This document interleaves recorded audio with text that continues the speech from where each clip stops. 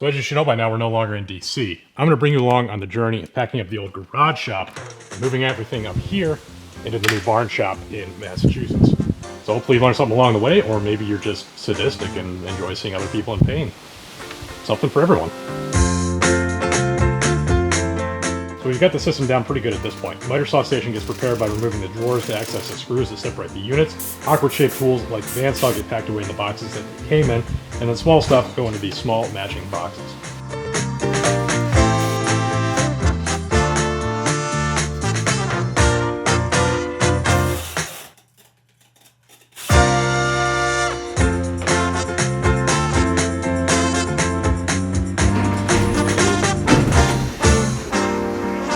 With the shop about halfway packed, the moving trailer arrived. The driver showed us how to use the ramp and install the wall because that empty space they actually use to ship things in addition to our stuff. So everything that we ship out of Baltimore, McCormick Spice, Under Armour, anything going outbound from Baltimore is going to be stacked in behind this. So that's why they have the wall. Okay. So that's why they have the wall.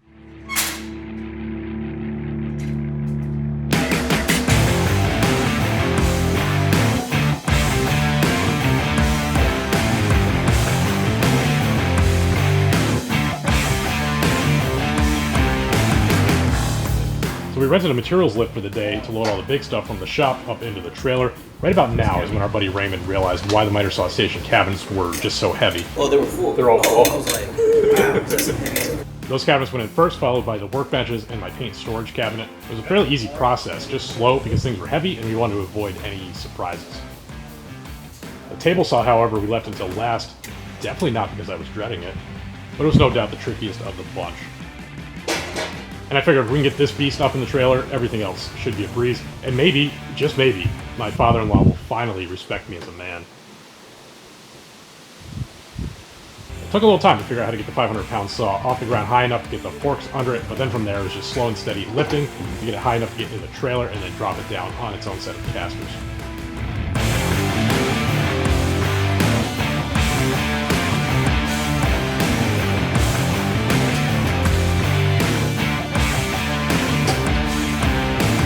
Now getting it back down off the trailer once we get here, and then getting it up on the second floor, that's future Jackman's problem.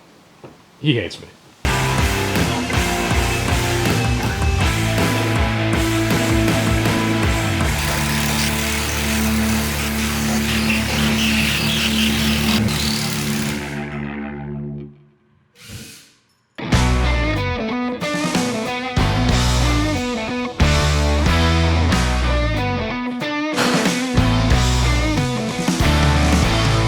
Huge shout out goes to UPack for helping us out with this move. When we moved here 3 years ago, we used the Relo cubes from UPack. They're incredible for the shop. They're a few inches off the ground, so getting the table saw and all the big cabinets in there was easy. Unfortunately, that service wasn't available where we're headed, so we're using the trailer this time. But as you saw with that materials lift that we rented for the day, it really wasn't that bad. So we used that to get the big bulky stuff in from the shop, and then we could do the rest by hand with dollies. We love UPack, decided to use them again this time because they actually transport all our goods with them, so we don't have to worry about it. But besides that, we have 2 cars and my trailer that we have to bring to Massachusetts too. So because of that, we need 2 drivers, and this is just the best solution across the board. And as a full-time woodworker, part-time Instagram model, and part-time mover, I think my opinion means something. This is what the inside of the trailer looks like. Got the shop there behind the wall that we built with my French cleat panels. Packing this thing high and tight. We have almost 9-foot ceilings to work with. The trailer's, I think, about 26 feet long, and the shop, based on the marks on the wall, is 10 feet, which checks out because last time literally half of the stuff that we moved was my shop and the other half was the house. Now I'm gonna keep working at trying to touch this ceiling. Furniture's the foundation, doing boxes up from there.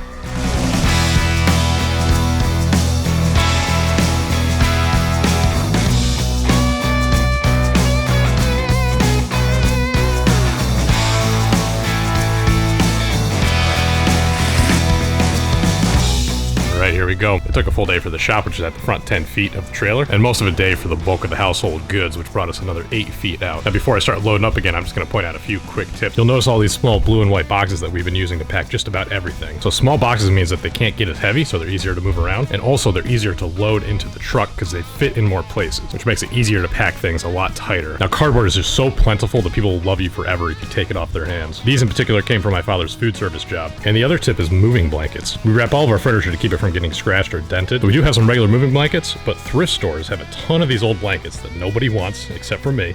They're only like $3 or $4, so you can load up on blankets and just be liberal with your blanket application.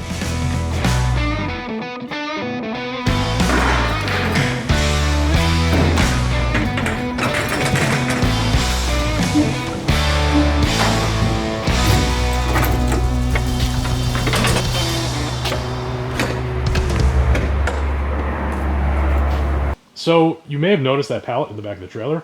Here's why we loaded that up last. I had a whole bunch of quality pallets that I'd been saving up, and I figured I was being smart by taking them apart, saving all the slats, and bringing them here on a pallet. Well, I still think it was pretty smart, but I think I picked the wrong pallet. That pallet's in rough shape. Yeah, it's probably not gonna make it, but it's gonna support this thing, yeah. We were determined to make it work, but it was kind of disintegrating. Yeah, this thing's like disintegrating. This sucks.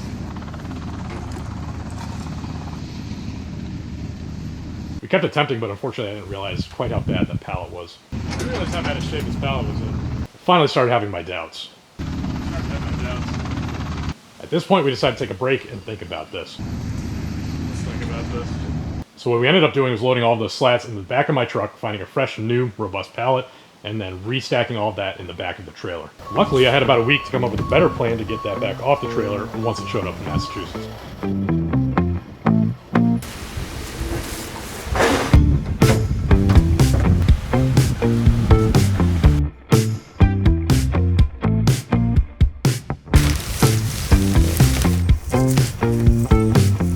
We got the mattress upstairs. The box spring is another story. I'll make some modifications.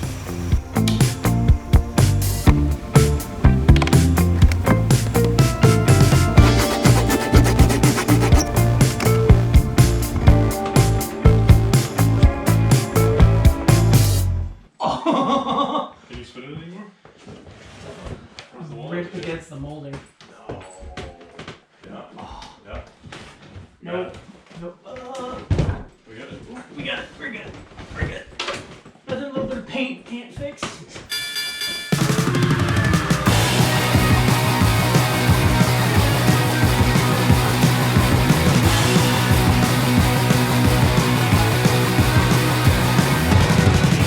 Now with all of our household goods unloaded, we just have to get everything over here to the barn and then upstairs to the second floor. We ended up using my utility trailer to move a lot of this stuff the few hundred feet between the house and the barn. Luckily, we were able to borrow Mac's Bobcat to get all the big stuff down from the trailer this time.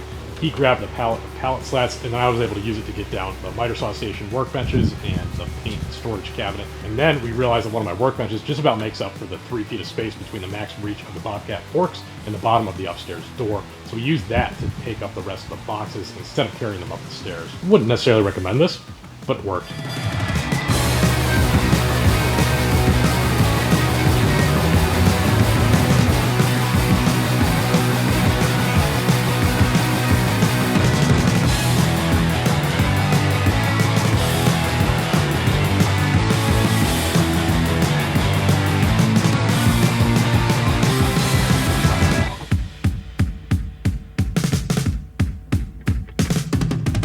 Table saw was the last thing out of the trailer, and then as far as getting all the heavy stuff up here on the second floor, it all just came up in pieces that were either light enough to carry by hand or put on a dolly and bring up the stairs. It really wasn't that bad. I don't think I'd want to do it again though, so maybe it was.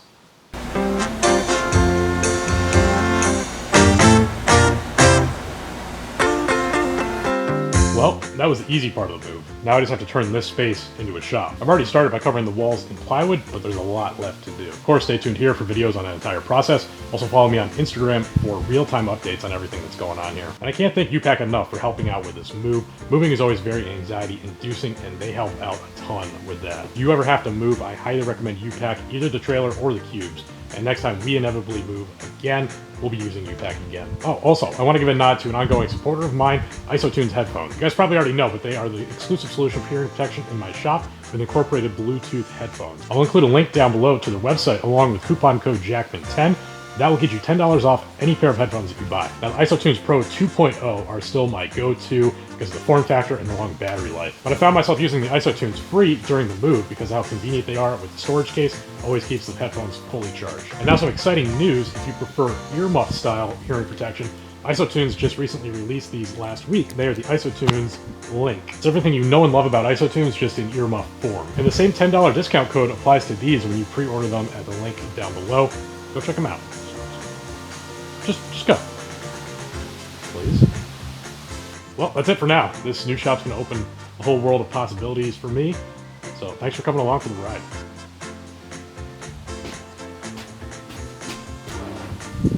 Now get out.